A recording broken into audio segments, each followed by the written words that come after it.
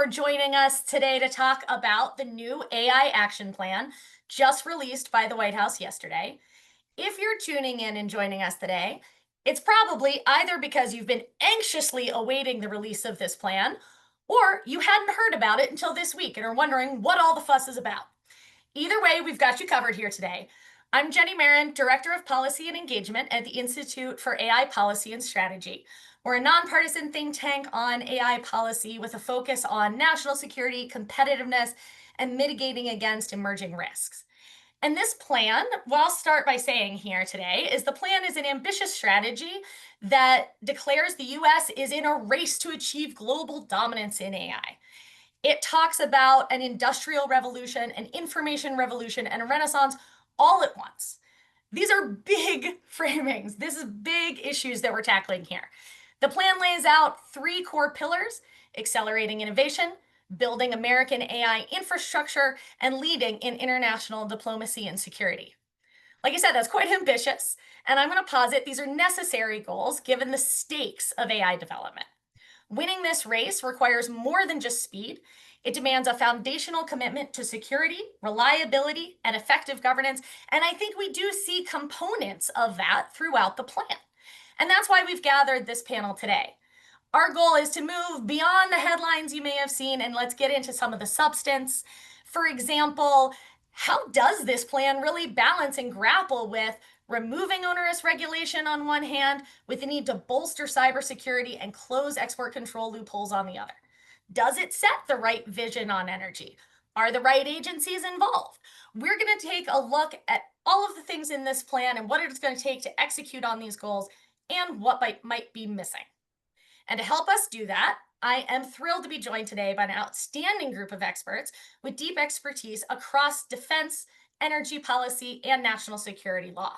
We've got a lot to cover, and you don't want to keep hearing from me. So I'm going to go ahead and turn to each of our panelists to say a quick hi, introduce themselves, and then we're going to jump in.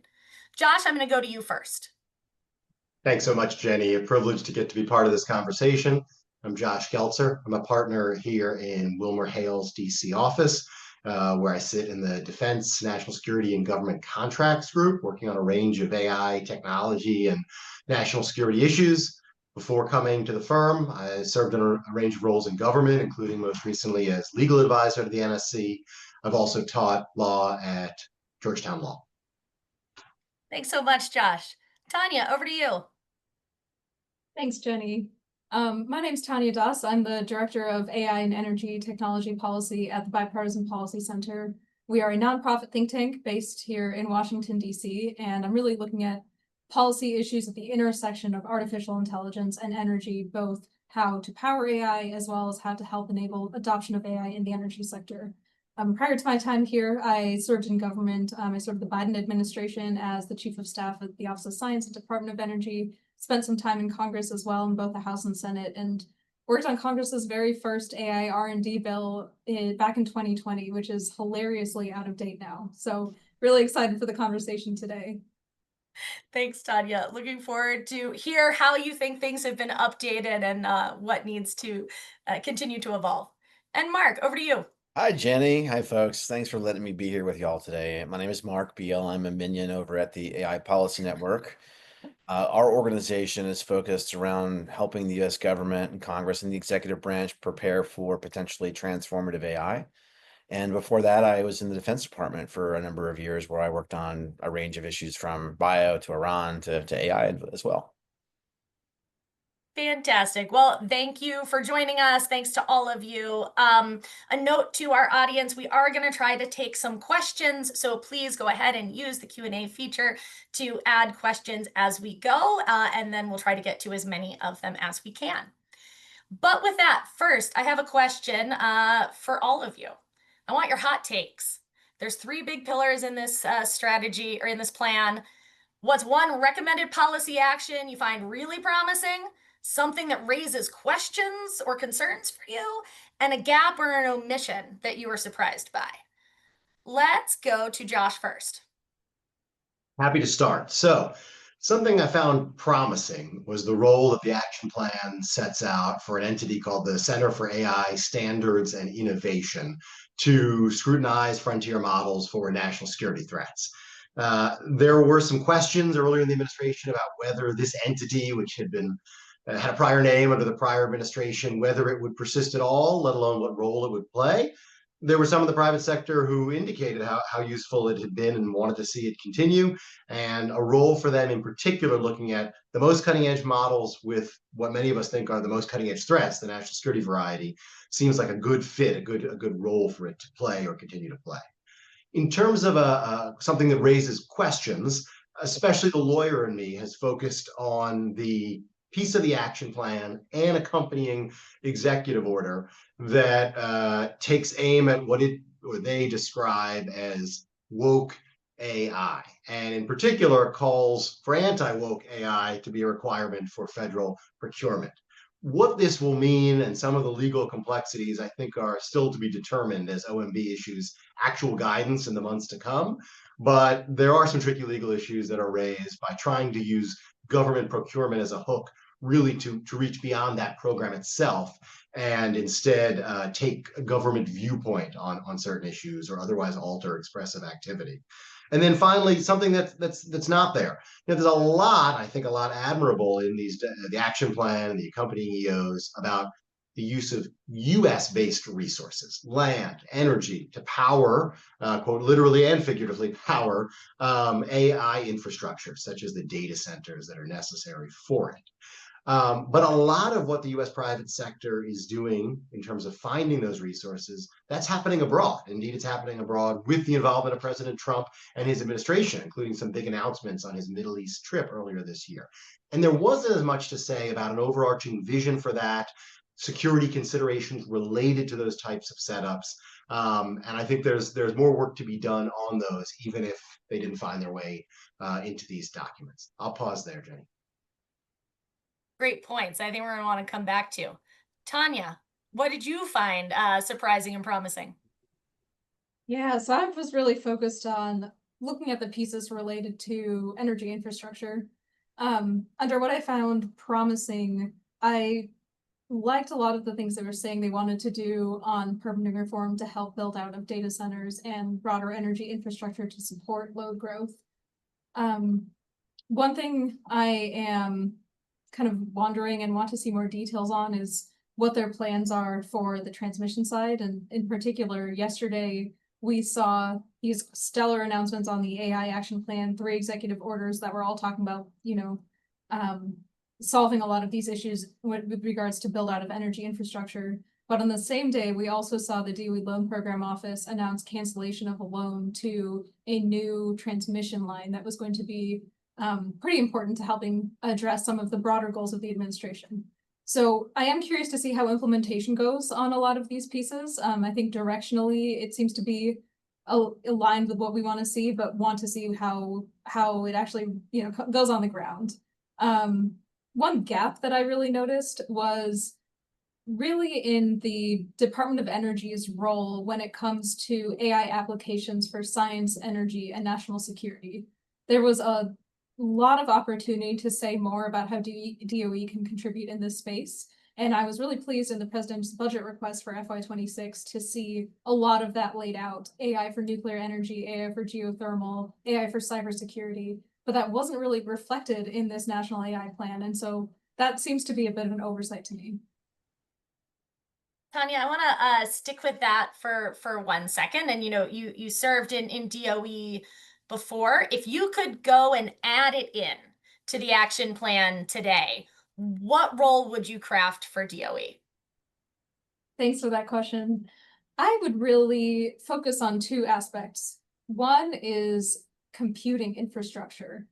So DOE has had a wonderful resource in these fantastic supercomputers that have been around for decades that are really serving as a great test bed for new AI models and algorithms and innovations. They are being used by researchers all over the country to test out their ideas, and they're also helping innovate for new types of AI hardware, and actually were really essential to some of the AI breakthroughs that our nation experienced in the last few years.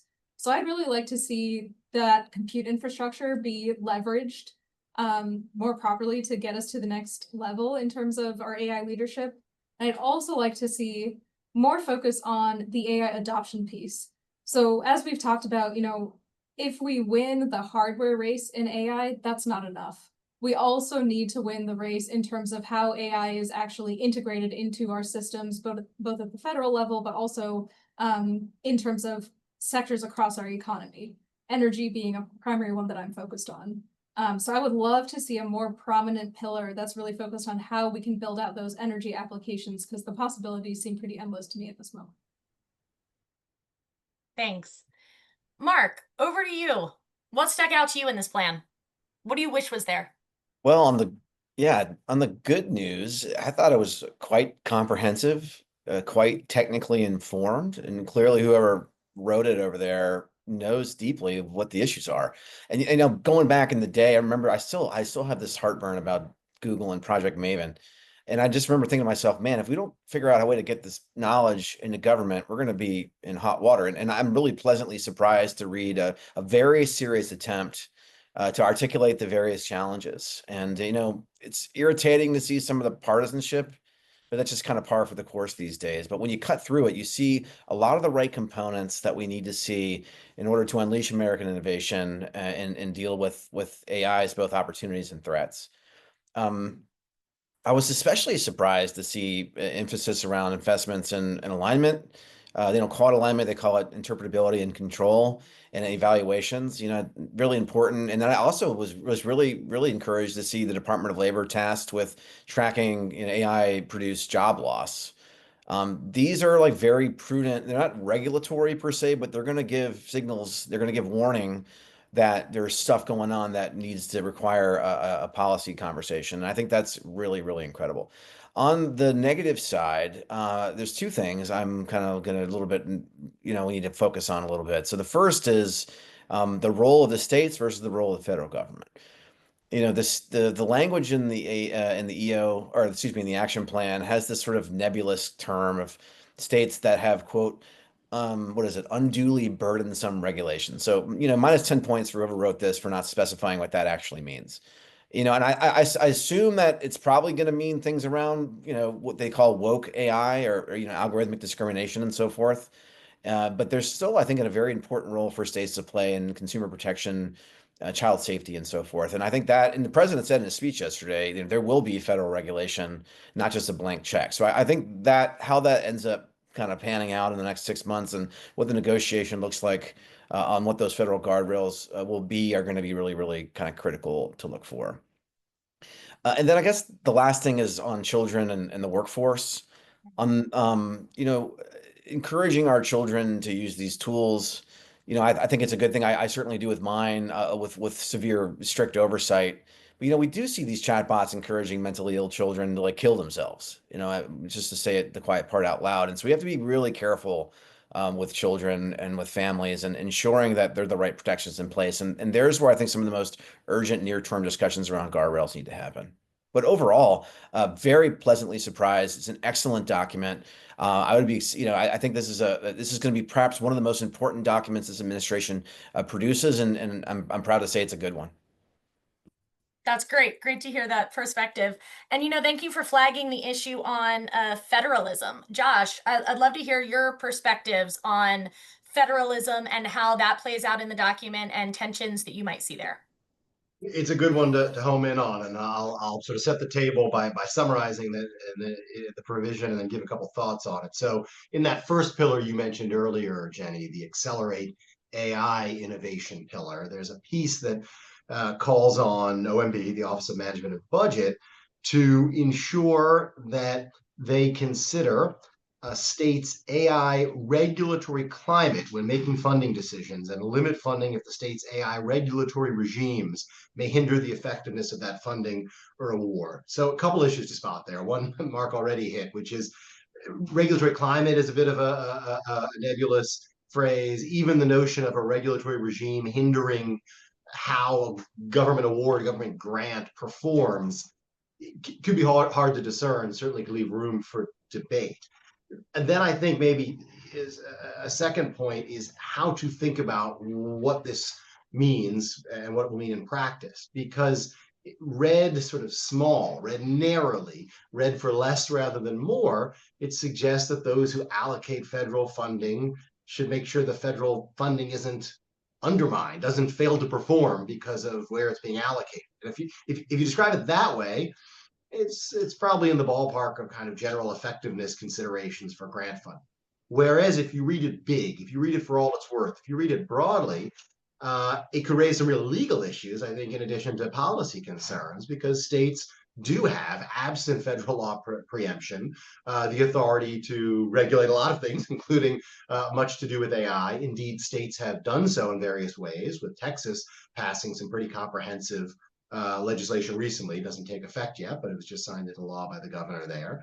And to attempt to coerce, commandeer states into backing away from those laws by the threat of losing what might otherwise be available federal grants, it's a challenging point. It's one that I think it raises legal considerations as well. I think it's right to keep an eye on this one because of the fascinating federalism dynamics that Mark and you have raised, Jenny. I also think, like a lot of this, but that's true for action plans and strategic level documents generally, a lot of clarity will come in the implementation phase. Definitely something we are going to be looking for, and I think a conversation that is going to be continuing and quite active. Josh, I want to stick with you for a second. You mentioned before the not exactly tension, but you highlighted that a focus on U.S. resources in this plan, and then some of the deals that have been struck abroad. There's been an ongoing conversation about export controls. As someone who's been in the room as plans like this have been crafted, how do you see the different tensions that are playing out? What is in the plan or not in the plan, maybe particularly around export control debates of late, tell you about where we are headed in terms of that aspect of the race with China?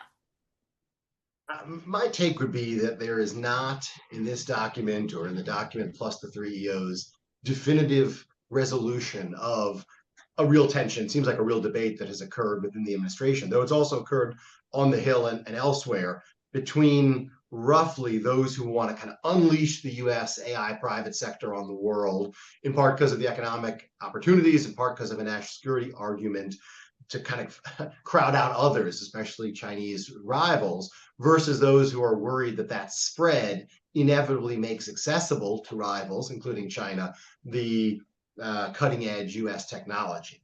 I think in general, there's rhetoric in this, there's more rhetoric in this document in the former camp, the idea of unleash the US private sector, let them dominate the global marketplace so that others don't. But there's also language in the document that says, we really need to step up our export control. We really need to enforce it better. The document points to some suggestions, conversation topics that have been bouncing around for better tracking that which is export control, which of course would help enforcement.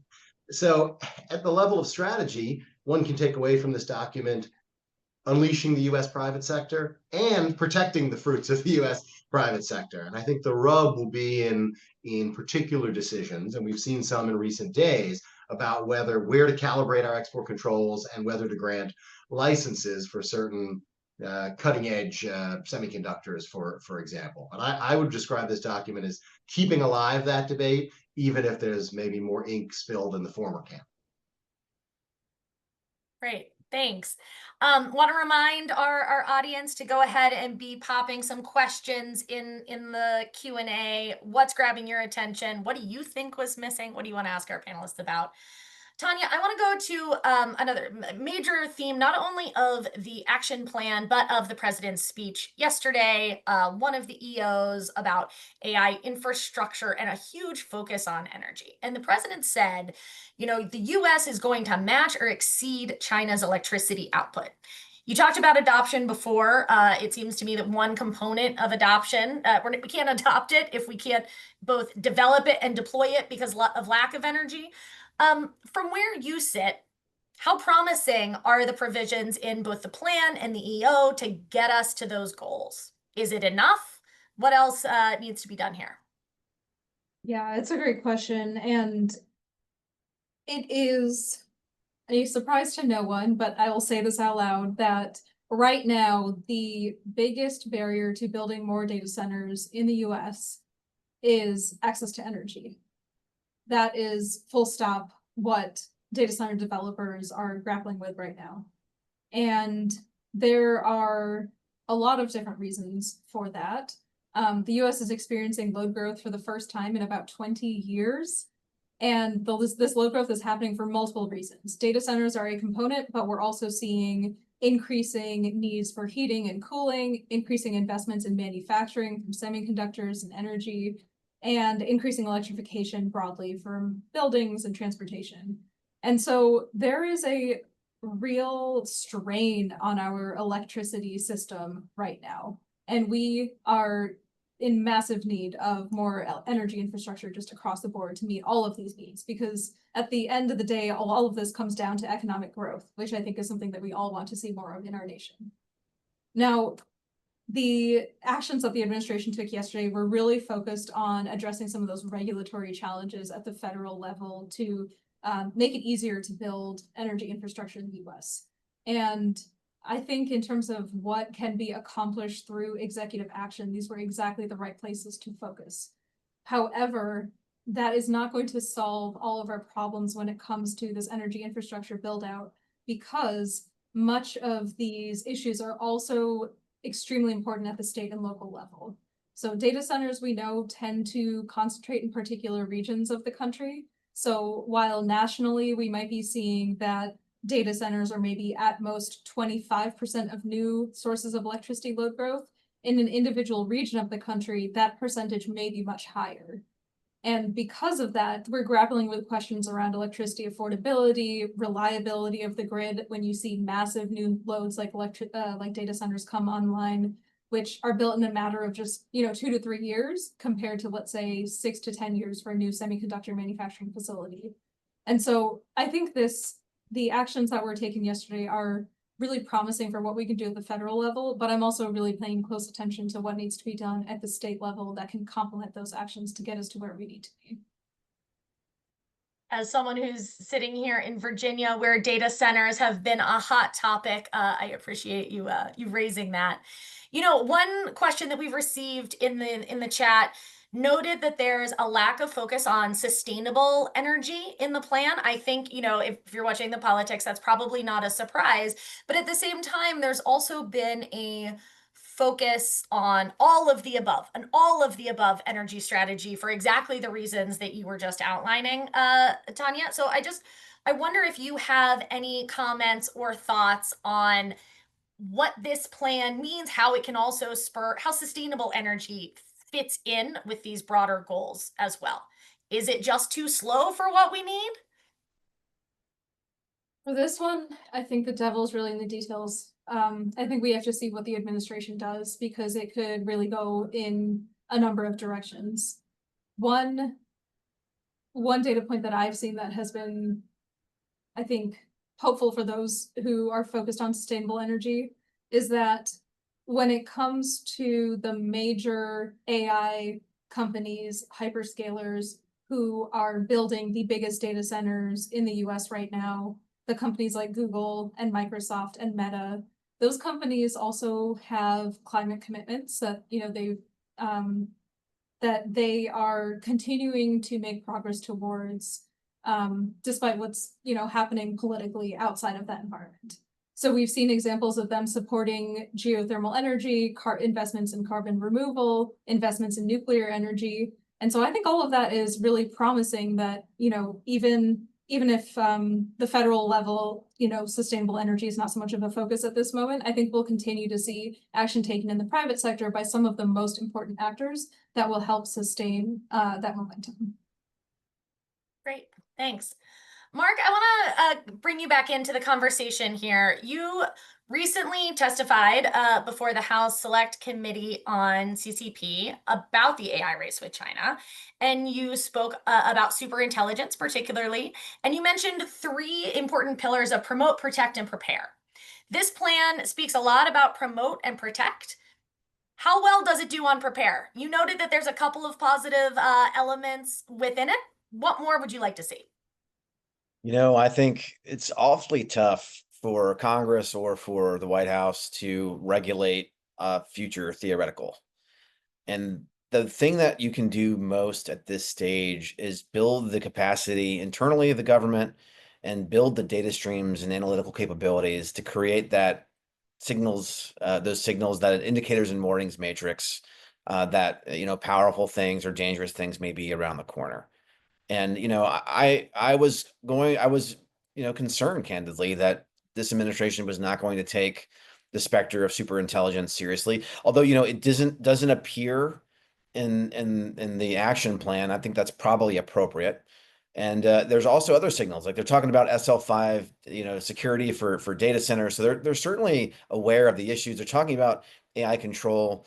And so I think they're hedging a little bit, and I think they're doing things that are kind of appropriate. And so whether it's about labor, whether it's about superintelligence, whether it's about national security threats, I think the right mechanisms are being put in place today. But as all of my fellow colleagues have said, it's these documents, we've all seen them. They get written, signed, and ignored. And so, like, if the White House can keep the pressure on the agencies, can hold the feet to the fire of the cabinet secretaries to make serious progress on this. Like I said, I think we are doing about all the executive branch can do on the preparedness side, at least what would be responsible to message publicly. I think also Congress now needs to step up and start to take some action. I think it was quite irresponsible just to harp on this federal preemption thing for the House to say that states couldn't do anything for 10 years. This is a lifetime in AI. And even the president was like 10 years, that's kind of a little crazy. So Congress needs to stop navel gazing and get in the picture and figure out ways that we can, in a bipartisan way, provide the necessary resources and authorities to enable this plan to be successful. And I think that's where I think I would like to see a lot more attention and discussion. Is okay, now Congress, ball's been thrown to you. What's the plan? Great points. And Mark, one of the things that you just said about, plans get written and then they get put on the shelf. We've all worked in government on this panel, and so probably have some stories on that front. You were in DoD before. What happens next in DoD? What stands out to you about the vision for DoD that is put forward in this plan? How you think they're going to respond? How do we make that real? How do you take it from the shelf into Yeah. real life? DoD is a lot like Hobbiton, where change comes slowly if it comes at all. And fundamentally, what I worry about is, I'm not no longer the department, but I guess once you've served there, you just always associate with that place because you just love it and you love the people. But I am concerned that we won't change until we meet catastrophic failure, and that's contact with the enemy that proves that our current systems are now antiquated. And, so I'm looking at Mr. Maddie at the Chief Data and AI Office.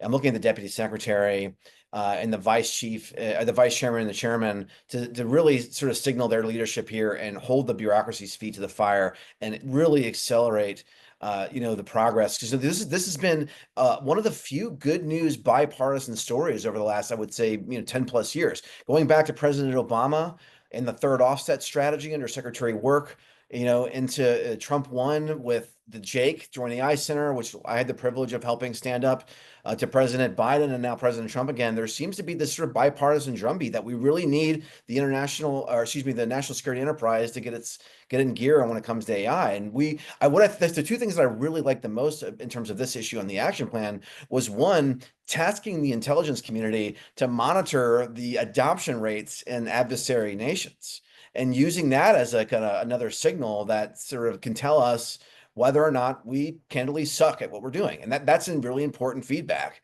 And then secondly, this was a little bit buried in there, but I thought it was really interesting, was the task for the Department of Defense to work with industry to basically figure out like what like in a contingency scenario, how the department can get access to computational resources that it might need to do things like defend the homeland in the event of a significant conflict with a near peer competitor. So I think overall, again, there's the focus on adoption in DoD, the focus on deregulation and the national security enterprise. These are all going to be incredibly important, and it's going to be up to the leadership of the Defense Department to drive progress forward and make sure that, again, this plan doesn't get written, signed, and ignored. Josh, I saw you nodding along there in terms of warning and signals and these sort of systems creation. When you're thinking about how in an emergency, the US will need to react, what's your read on the plan? Yeah, I was nodding along to a lot that Mark was saying, and in particular, I noticed what the nugget he noticed there, which invites dialogue now, just as Mark says, not at the moment of crisis, but now to figure out if there were some sudden surge in need on the part of the U.S. government in a moment of crisis, what would adaptation look like?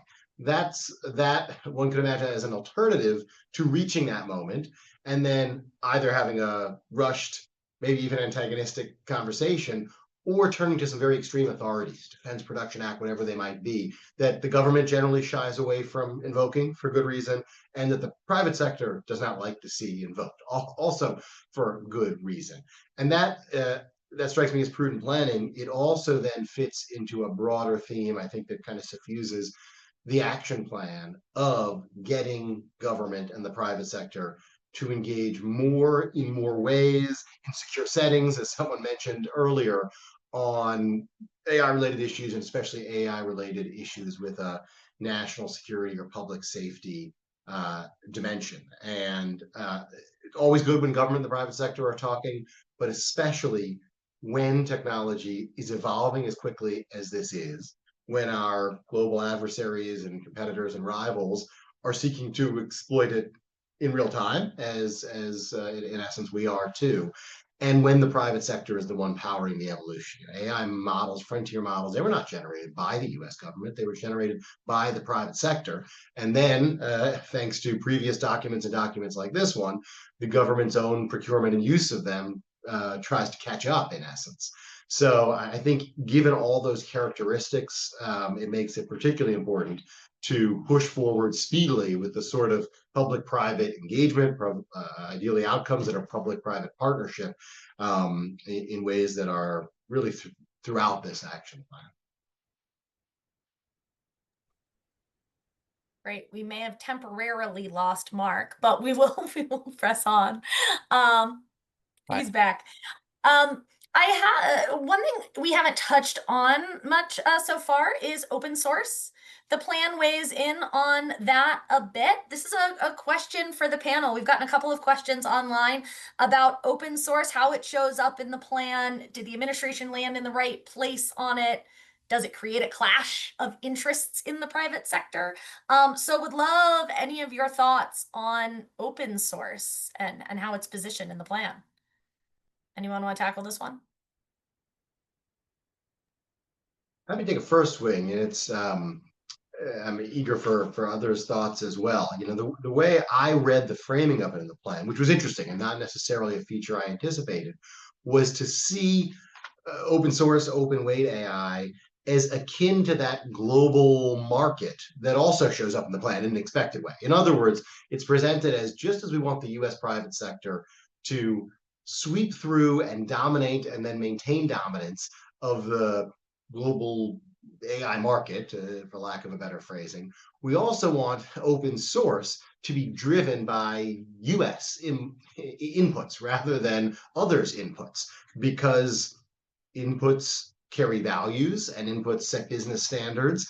And so, as I read, especially the portion that's called Encourage Open Source and Open Weight AI, I read as saying the US government wants to encourage open source from the US private sector, so that private sector and not others models, others open source, becomes the global norm setter, the global standard.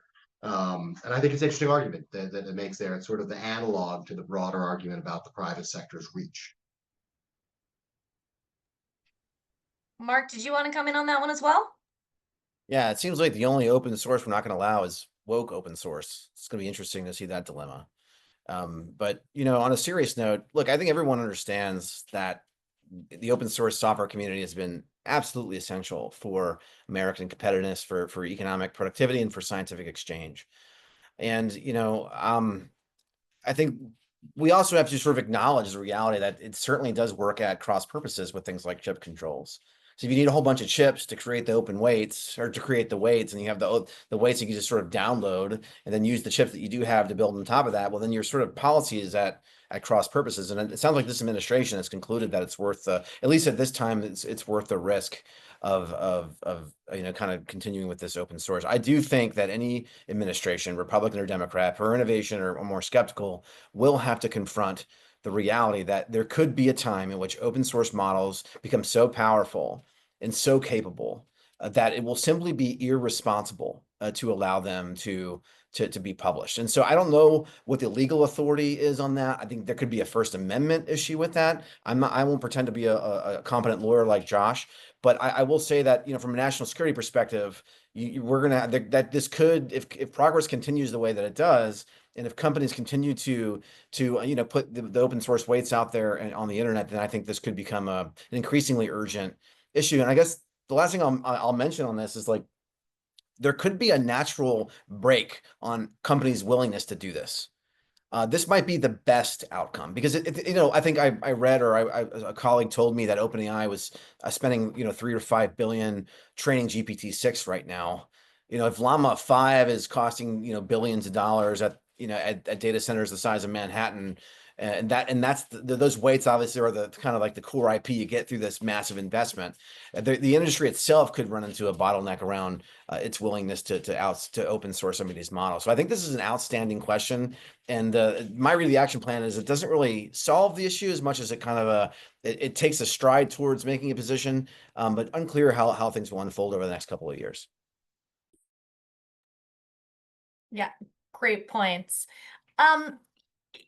Another question we've gotten is about the bottlenecks in AI as it comes to the supply chain and economy as a whole. And Tanya, I'm reading this one a little bit about the adoption question. I think it's development and adoption, but the plan speaks to a couple of different areas in terms of energy, as we've already talked about. It talks about as well as broader infrastructure development. Security as really an enabling factor across development and deployment. I think that was one of the things that I was particularly encouraged to see is there's less, I think, of a tension between the concepts of security and innovation than maybe there has been commonly posed, and more of a, if we're going to adopt it and use it, then we better know how it works and it better be secure by design. I'm curious, but they also talked about labor, upskilling, other things. I want to ask the whole panel, but Tanya, I'm going to start with you. What do you think are the biggest bottlenecks when it comes to actually diffusing this across the economy? Mm-hmm. It's a great question. And in my work, we have done a lot of analysis to read all of the different studies that are trying to forecast how much electricity load is going to grow from data centers, which is directly related to your question, because there is a whole suite of unknowns when it comes to answering that question because of potential bottlenecks. And so the things that we do not know for certain are things like, how many chips will we actually have available? What is going to be the actual manufacturing supply? We know that TSMC is building a new semiconductor facility, fabrication facility in Arizona, which is fantastic, and I think is going to help. But also TSMC is just one company, and it's kind of dominating the supply chain space for a lot of NVIDIA chips. And so that's one bottleneck. We don't know what adoption is going to look like. I think that's a wide open question. And it also seems to me like different nations across the world are taking different approaches. Like China seems to be leaning in more on the open source model. The US seems to be leaning in more on, the really big giant model that can be generalized for anything. And those are very different approaches. And I think is also leading to very different types of adoption and proliferation within different sectors of the economy. But that's another, wide open question, is like how much will these actually be used? I think we're still waiting to see what the business models are going to look like for a lot of these AI tools. Especially, we need to remind ourselves that ChatGPT, that really introduced the masses to AI, which came out in November 2022, hasn't even been 2 years. And I think a lot of these frontier startup companies in the US are still kind of figuring out what their business models are going to look like and how they're actually going to be able to capitalize on some of this. And all of these different pieces are feeding into unknowns about what the future is going to look like when it comes to AI. So there's a lot of bottlenecks, a lot of unknowns, and I think it's very hard to accurately predict where a lot of this will go. Josh or Mark, you want to pick up from there? What do you think is the biggest bottleneck? You want to take a first Mark. swing, Ron? Yeah, sure. Sorry, Josh. Yeah. No, you go first. So on the implementation side, I think we're going to win or lose by how trustworthy our systems be. And I think the fact that you can't really trust these systems mostly right now is a major impediment. And then sort of downstream of that, or maybe upstream of that, is around the liability or the lack of clarity on federal liability. And so when, I work sometimes with, or I used to work with Fortune 100 companies thinking about their enterprise strategies here. And the complaint I would always get was, these companies would get 80-page terms and conditions from the companies, and inevitably when something would go wrong, it was always the adopter's fault. And because the companies couldn't really explain exactly how these models worked at a fundamental level, it was the executives, and especially the compliance attorneys are, always very risk averse, and they don't want to do things that could disrupt their business. So from an innovation perspective, one of the biggest obstacles to adoption is the lack of federal liability. And, obviously nobody from the industry side is that excited about Congress establishing federal liability. But if you want to see sort of more widespread adoption in industry, I think that's just going to be, unfortunately, one of these things they're going to have to figure out. Now you look at what, I think there was a Harvard Business Review study of the top 3 use cases of generative AI. This came out in 2025. And the top 3 uses were therapy, porn, and companionship. And so none of those really are thinking about business productivity. In fact, you can make the argument, that could be misuses of this technology. And again, it just goes to show that, when there isn't sort of smart policy to accelerate innovation, you have these weird situations in which I don't think anyone's particularly happy with, especially that last one, the companionship thing. And I think, many kind of pro, sort of family kinds of folks from the conservative side of the aisle are looking at this like Grok, offering AI girlfriends is kind of something that's like, society is going to have to kind of come to grips with what that actually means. And so, yeah, I'm looking forward to sort of continuing this discussion. I think this is going to be really, really important for how we sort through how this implementation works at the societal level.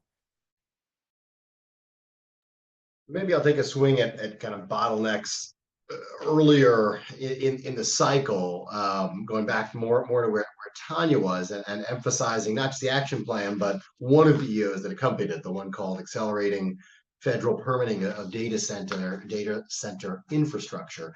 And in some ways, again, this oversimplifies a little bit, but in some ways, I see that EO is doing 2 things. One is a lot of prioritizing, to the extent this is the sort of federal permit or federal authority or federal permission needed for a data center, whether on federal land or just not on federal land, speed it up, put it to the front of the queue, move it faster. And that makes sense given the priority that AI holds overall, given the emphasis on it. Though even that means something's going to move slower, and we don't know what the something is. But then the other category is more by way of exempt it from, in particular, some of the environmental considerations or clean energy considerations. And again, it's not surprising given this administration's orientation, given what we saw from the Department of Energy a few months ago as they moved forward an initiative to make federal land available for data centers, but dropped out the clean energy emphasis that the prior administration had placed on it. But my bigger point is that when one either accelerates where one stands in the queue for federal approval of some sort, or exempts something from federal approval overall, it's not a value-free determination or outcome. those permits and the structures behind them, they weren't created just to slow things down or just because red tape is fun. They were created to stand for some sort of values, whether those values are environmental or clean energy or a sense of safety and risks needing scrutiny or whatever it might be.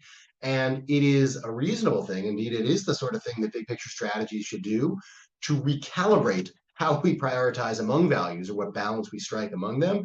But I just think in what sometimes gets characterized as cutting through red tape or moving things faster, that is not a value-free proposition. It's a recalibration among values.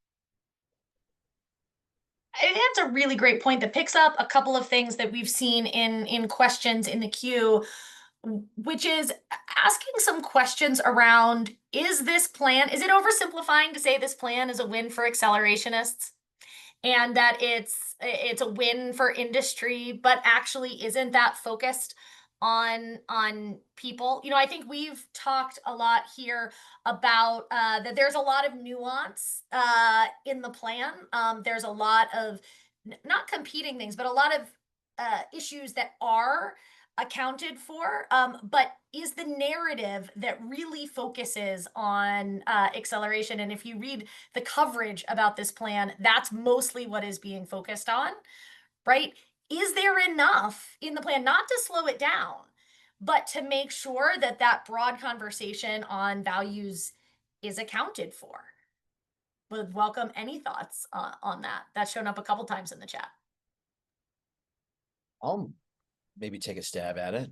I think we have this silly EAC EA debate going on right now, but that really is a sideshow. The question of acceleration has been, an imperative for U.S. national security for decades. We have to get faster, better, smarter way we do things.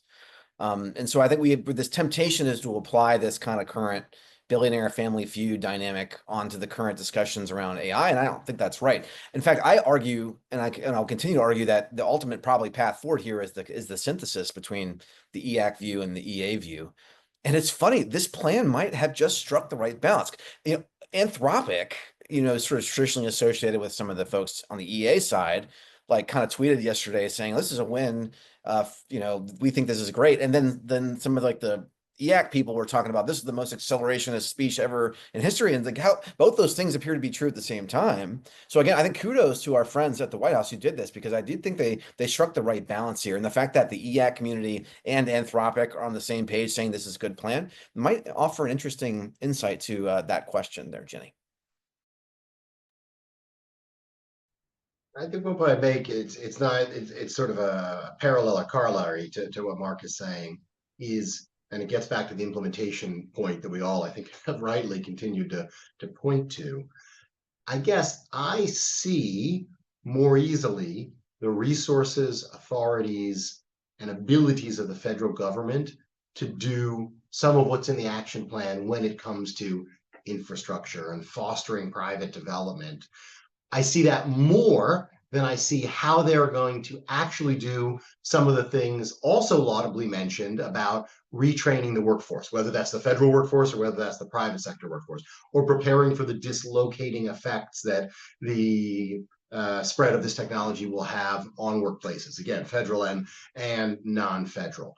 That's not a critique of the inclusion of those pieces. And like I think it was Mark who flagged this before. Like him, I thought it was admirable to do what one can on those issues, such as telling labor, track this, send up a flare as to what the job alteration looks like as this technology takes root.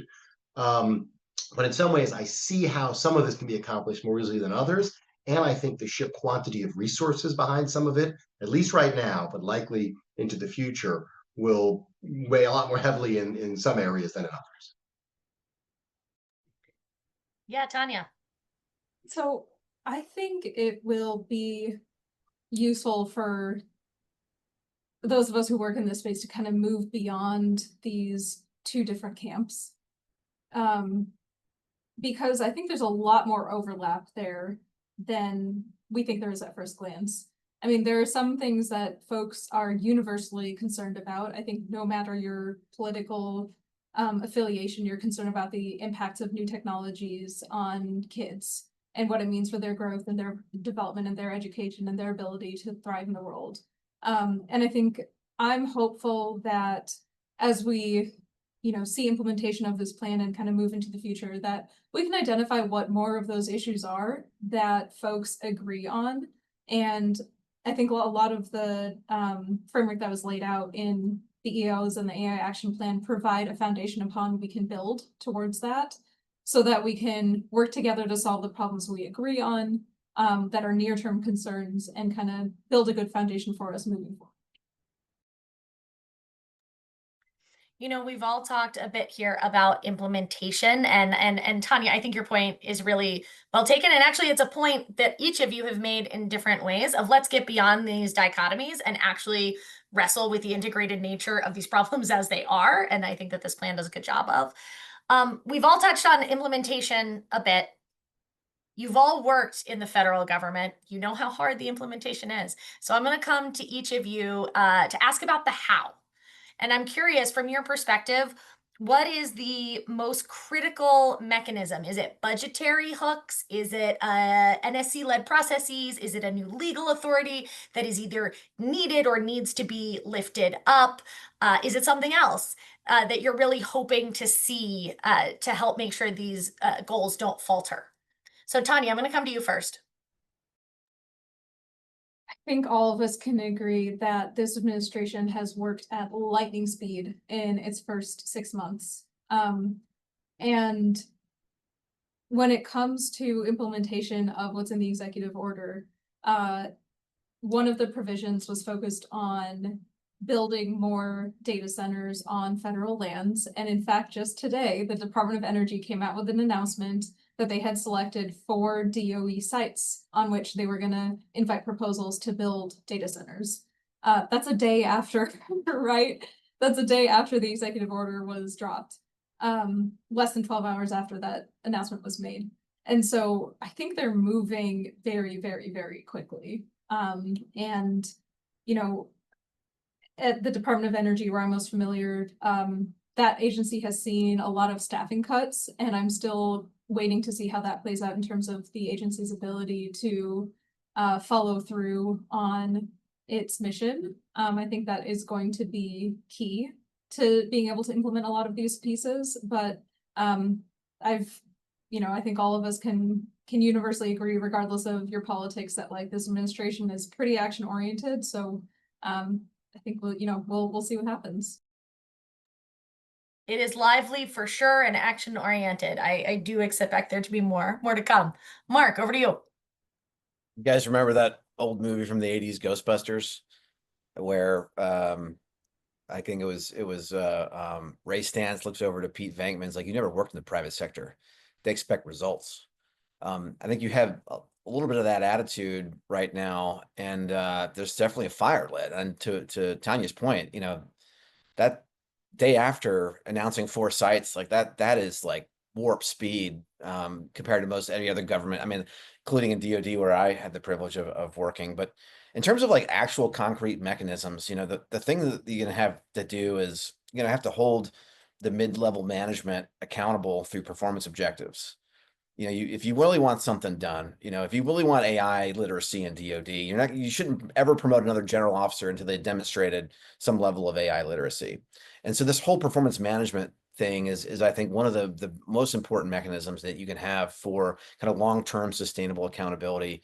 And this is what industry does, and this is where I think government could actually apply some additional focus. Because unfortunately, for many of our colleagues in government, they have 12,000 things they have to do, and they're being bounced around between like the issue du jour, and the thing that they actually care about is what their bosses care about. And the thing their bosses care about is what their bosses care about. And until you sort of break that nasty cycle of frozen middle management and insecure middle management, you're just never going to have the institutional acceleration that you need to be successful here. Mark, I really appreciate that point, because there's an interesting dynamic that's day-to-day management, right? Like that we're talking about how do you incentivize results, and we're talking about on systems with huge stakes. And so it's not just a normal performance review cycle that you got to get right. We're talking about getting it right so that the systems that we want to integrate into military applications are used appropriately. And so just want to pull it back to the stakes of what we're talking about in this conversation. Josh, how do we get this to be reality? I think resources, as others have said, enormously important. Resource allocation within the executive branch, but resource conversations with Congress, that's enormously important. I also think that for many of us, our sense of how presidential level strategies, action plans, whatever they were termed, got driven was largely through a White House led process, whether that's the National Security Council or whether that's the Office of Science and Technology Policy, whatever the issue might be. The idea is sort of the White House sits at the hub of the executive branch, and the wheel only turns with all the departments and agencies turning together if that hub keeps things turning. This administration has changed that to some degree, and there are other conceivable models, but they require ultimately a kind of one neck to squeeze, someone who's on the hook for at least pieces of, not the whole action plan with all of its parts, but pieces of it getting done or not getting done. And if there are different models in which cabinet members are the ones on the hook for it, overseeing that which falls within their responsibilities, and less of an NSC or OSTP driven approach, it does need some ultimate accountability. I also think there's an open question, given the kind of different structuring that this administration has offered for the executive branch, and a kind of different, much leaner National Security Council staff, how much this document reflects buy-in by the departments and agencies ahead of time. I don't know the answer to that. In my own experience, when documents like this came out, if they said X piece of our government would do it, it generally meant that that piece of the government had signed up for doing it, or at least had its arm twisted into doing it, or struck some deal to do it a certain way. But it didn't surprise them, and it meant they were prepared and believed they had the necessary authorities or resources to proceed. That might be exactly the case here, or it might not if this was more of a kind of White House centric production, in which case then there are some conversations and almost negotiations to be had on implementation pieces. But overall, turning something like this into, or avoiding it being the last word, avoiding the sort of day it drops from being its peak of influence, and instead making it actually the beginning of the process of making it real, it's hard. It takes sustained commitment, and it takes treating this topic area among competing priorities as one that really demands continued pushing. Yeah, something that strikes me from what all of you have said is just the ways in which the administration can give this teeth, and that as you just said, Josh, this is a document. It's not the end of the conversation. It actually needs to be the beginning of the actual of the work here, and in many ways a continuation of work. This is not the first time the government has ever said they're doing something on AI. There's a lot that is already underway that is being built on here. But one thing that really struck me when I was looking through the plan is that it doesn't have, because it's not structured as an EO itself, right? It doesn't have the deadlines and sort of the strict actions that you might otherwise expect. And we've already seen the rollout of a couple of executive orders yesterday. And Tanya, like you mentioned, there is action happening immediately. Are we going to see that for some of the other components of the plan? If not, how do those agencies get the deadlines and again the authorities, the budgets, everything that they need to be able to implement? To me, that's a very open question.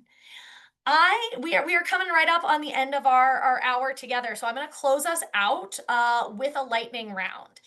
If we were to have this conversation again in 6 months, what are you going to be so excited to report on? Right? What are you watching, and you want to come back with a great report in 6 months and say, yay, this thing has moved? Tanya, I'm going to start with you. Well, I'm going to start with where you just ended, which is how much have we seen progress made on agencies actually implementing what's in the plan? I think a lot of this is achievable within a 6-month time frame, so I'd like to see that happen. we are tackling some really, really big issues here on the regulatory side, though, so it may take longer, but I'd like to see some real action on that. One thing I will call out in particular, the AI action plan had some language around making the most out of our existing energy infrastructure. So instead of needing to build new transmission lines or new energy generation, which is costly and time consuming, there is the opportunity to get more out of our existing system with advanced grid technologies. And the plan made a call out to that. I would love to see some federal investments in that space. That's something that I think we've been working on unlocking in the energy sector for a very long time and just haven't gotten the incentives aligned quite right to make that happen. If we're able to see that happen in the next 6 months, that would be really huge. Great. Josh, over to you. Lightning round. I'll let the lawyer in me out with 3 legal issues to keep a close eye on. One, and 2 of them we've touched on already. One, what does implementation of this kind of procurement, woke AI EO look like? Because there are a lot of potential legal complexities associated with that. 120 days till we see OMB's guidance, but that's not the only part of implementation of that. So that's one, I think, with legal complexity to keep an eye on. Second, and Mark hit this as well, but how to think about the federal state balance here. That means keeping an eye on whatever OMB does with respect to these grants, but it also means keeping a close eye on the US Congress, where there was almost passage of 10-year, then 5-year moratorium or preemption, in which some influential senators have indicated a real appetite to try to move that again, some other legislative vehicles. So that's a second legal/legislative issue to keep an eye on.